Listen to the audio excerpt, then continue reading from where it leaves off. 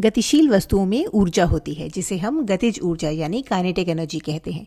लेकिन सवाल ये है कि एक गति करती हुई वस्तु में कितनी गतिज ऊर्जा होती है। उदाहरण के लिए अगर हमें इस गेंद का द्रव्यमान यानी मास पता हो, मान लीजिए ये 2 किलोग्राम है और मान लीजिए ये है 10 मीटर प्रति सेकंड की रफ्तार से आ रही है, तो इसमें कितनी गतिज ऊर्जा होगी और उस संख्या का क्या मतलब होगा, यही हम इस वीडियो में पता लगाने की कोशिश करेंगे। अब चीज़ों को डिराइव करने के, व्युत्पन्न करने के एक से ज़्यादा तरीके हो सकते हैं, है ना। तो यहाँ हम किताबों वाले रटे रटाए तरीके से थोड़ा अलग हटकर सोचेंगे। हम ऊर्जा की परिभाषा का उपयोग करेंगे। तो ऊर्जा क्या है?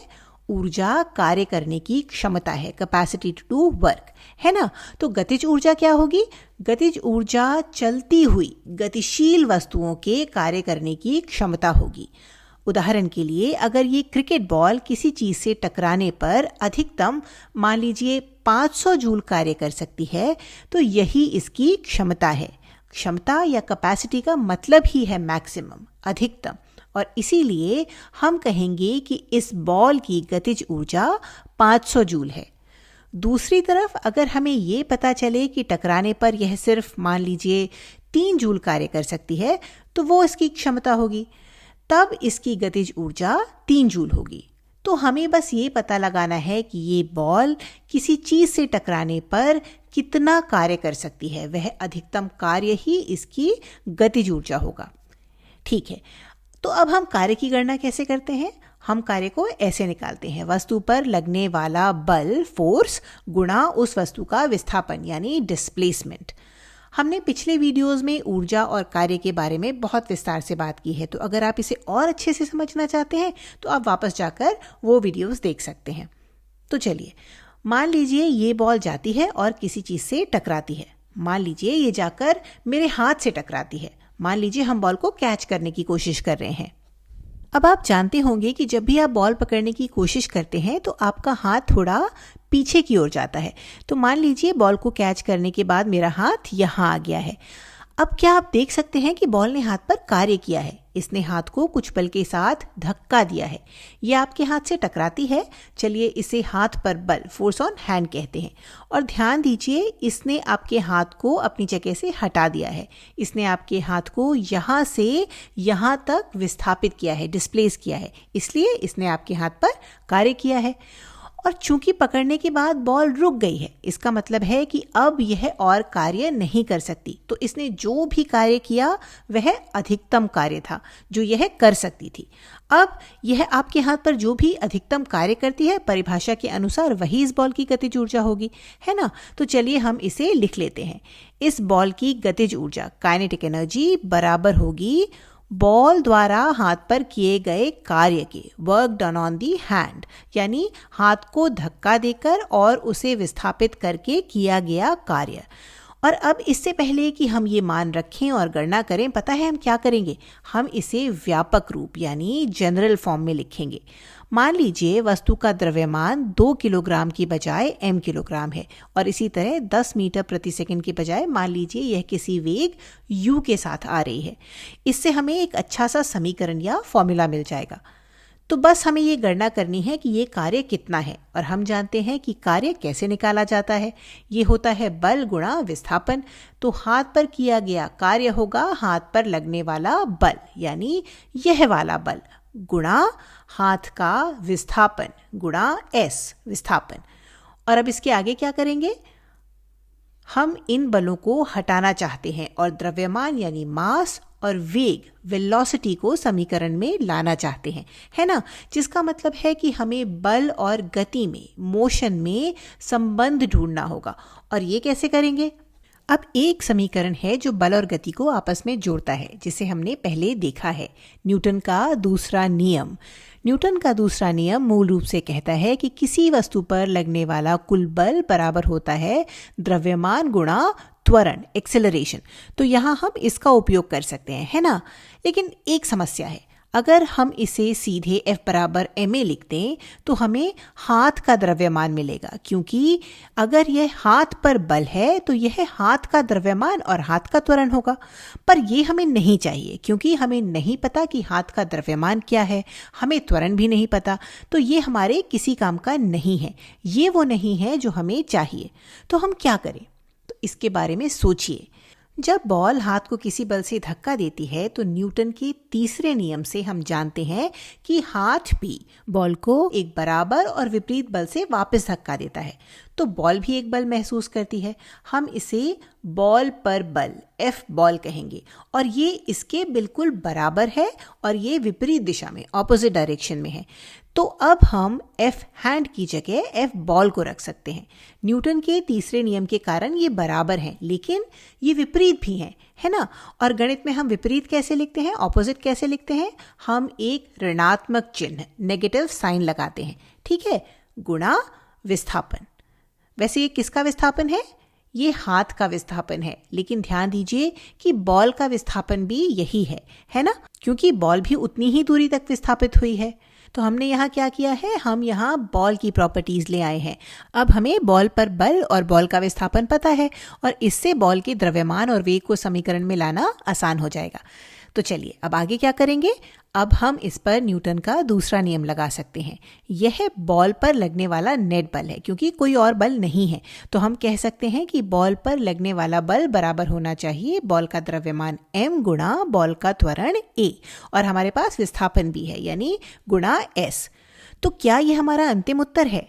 नहीं, ये हमारा उत्तर नहीं है, क्योंकि हम इसमें वेग को, वेलोसिटी को लाना चाहते हैं। देखिए, हम जानते हैं कि बॉल का प्रारंभिक वेग, इनिशियल वेलोसिटी u है। हम ये भी जानते हैं कि अंतिम वेग, फाइनल वेलोसिटी 0 है, क्योंकि वो रुक जाती है। तो अंतिम वेग, चलिए इसे v कहते हैं, ये 0 है, और हम यहाँ पर वेग को लाना चाहते हैं। हमें त्वरण नहीं चाहिए, हमें विस्थापन भी नहीं चाहिए। तो क्या हम किसी तरह त्वरण, विस्थापन, प्रारंभिक वेग और अंतिम वेग को जोड़ सकते हैं? अब ये कनेक्शन कैसे निकालेंगे? तो अब हम वापस चलेंगे अपने गति के समीकरणों पर। हम जानते हैं कि गति के समीकरणों में हम ये कनेक्शन कर सकते हैं। तो चलिए जल्दी से याद करते हैं कि गति के 3 समीकरण क्या थे। तो इसे मिटाकर अपनी गति के 3 समीकरण लिख लेते हैं। अब इनमें से हम एक ऐसा समीकरण चुनना चाहते हैं जो वेग, त्वरण और विस्थापन को जोड़ता हो। तो इन तीनों में से कौन सा समीकरण ऐसा करता है? आप वीडियो को रोककर इसे चेक कर सकते हैं। चलिए अब साथ में देखते हैं। तो पहले वाले में वेग है लेकिन समय भी है, तो हमें ये नहीं चाहिए। साथ में यहाँ विस्थापन भी नहीं है। दूसरे वाले में विस्थापन और प्रारंभिक वेग हैं, लेकिन अंतिम वेग नहीं है, और फिर से समय भी है, जो हमें बिल्कुल नहीं चाहिए। तो बचा तीसरा समीकरण। इसमें अंतिम वेग है, प्रारंभिक वेग है, इसमें त्वरण है और विस्थापन भी है, और इसमें समय नहीं है। तो ये है हमारा विनर। तो चलिए a और s को हटाने के लिए और वेग को लाने के लिए इस समीकरण का उपयोग करते हैं। तो अब मान रखते हैं और देखते हैं कि हमें क्या मिलता है। लेकिन इससे पहले कि हम इसे हल करें, वीडियो को पॉज करके एक बार खुद से इसे डिराइव करने की कोशिश करिए और देखिए कि क्या आप बिना मदद के अपने से इसे हल कर पाते हैं।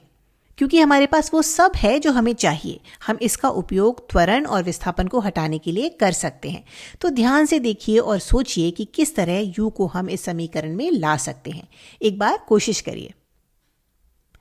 चलिए अब साथ में इसे सॉल्व करते हैं। हम जानते हैं कि v बराबर 0 है, तो ये 0 हो जाता है। और अगर आप ध्यान से देखें तो as यहाँ है जिसे हम हटाना चाहते हैं। तो चलिए इस समीकरण से पता करते हैं कि as क्या है। ठीक है, तो 2as को एक तरफ रखते हैं और बाकी सब दूसरी तरफ ले जाते हैं। तो दोनों तरफ u² घटाते हैं, तो हमें यहाँ -u² मिलेगा और ये बराबर है 2as के। और हम दोनों तरफ 2 से भाग दे सकते हैं। हम इस 2 को हटाना चाहते हैं, है ना, तो दोनों तरफ 2 से भाग दे देते हैं। तो ये 2 हट गया और अब हमें पता है कि as क्या है। as बराबर है -u² बटे 2 के। तो चलिए इस मान को यहाँ रख देते हैं। तो ये होगा -m गुणा as जो है -u² बटे 2। तो हमने वो सब हटा दिया है जो हम हटाना चाहते थे। अब हमारे पास द्रव्यमान और वेग है, साथ ही नेगेटिव साइन भी कट जाते हैं, तो ये भी अच्छा है। तो अब हम देख सकते हैं कि बॉल की गतिज ऊर्जा है mu²/2 और इसलिए व्यापक तौर पर हम कहते हैं कि किसी भी वस्तु की गतिज ऊर्जा होगी आधा गुणा द्रव्यमान गुणा उसके वेग का वर्ग स्क्वायर। तो चलिए जल्दी से अब ये भी देख लेते हैं कि क्या ये सही है। तो समीकरण कह रहा है कि अगर वेग बढ़ता है तो गतिज ऊर्जा भी बढ़ेगी। क्या लगता है, सही है? बिल्कुल सही है। अगर ये बॉल और तेज वेग से आकर आपको लगती तो आप कल्पना कर सकते हैं कि ये आपको और जोर से धक्का देती और हाथ और पीछे तक जाता, तो ये ज्यादा कार्य करती, यानी इसमें ज्यादा गतिज ऊर्जा होती। साथ ही समीकरण ये भी कह रहा है कि अगर वस्तु का द्रव्यमान बढ़ता है तो भी गतिज ऊर्जा बढ़ेगी। क्या ये सही लग रहा है? चलिए देखते हैं। अगर एक क्रिकेट बॉल की जगह एक भारी बॉलिंग बॉल उसी स्पीड से आकर आपके हाथ पर लगे तो क्या आपको नहीं लगता कि ये बहुत ज़्यादा बल से धक्का देगी और आपके हाथ को बहुत दूर धकेलेगी? इसलिए इसमें कार्य करने की क्षमता बहुत ज़्यादा है और इसलिए इसमें ज़्यादा गतिज ऊर्जा होगी। सही है ना? उम्मीद है कि आपको ये समझ में आ रहा होगा। तो अब जब हमारे पास ये व्यंजक, ये एक्सप्रेशन या फॉर्मूला है, तो चलिए आगे बढ़ते हैं और देखते हैं कि हमारी क्रिकेट बॉल की गतिज ऊर्जा कितनी है। तो हमने क्या नंबर लिए थे? हमने कहा था क्रिकेट बॉल का द्रव्यमान मान लीजिए 2 किलोग्राम है और हमने कहा था कि क्रिकेट बॉल की चाल या वेग 10 मीटर प्रति सेकंड है। ठीक है, तो अगर हम यहाँ मान रखें तो हमें मिलेगा द्रव्यमान जो है 2 और हम इकाइयों को नहीं रखेंगे क्योंकि हम पहले से जानते हैं कि गतिज ऊर्जा की इकाई वही है जो कार्य की है, जूल। आप इकाइयां रख करके भी चेक कर सकते हैं, आपको जूल ही मिलेगा, लेकिन अभी हम ऐसा नहीं कर रहे हैं क्योंकि सब कुछ स्टैंडर्ड इकाइयों में है। तो 2 गुणा वेग का स्क्वायर, वेग 10 है तो 10 का स्क्वायर बटे 2, तो 2 और 2 कट गए और हमारे पास बचा 10 का स्क्वायर जो होता है 100। तो हमारे मामले में क्रिकेट बॉल की गतिज ऊर्जा 100 जूल है। और इसका मतलब क्या है?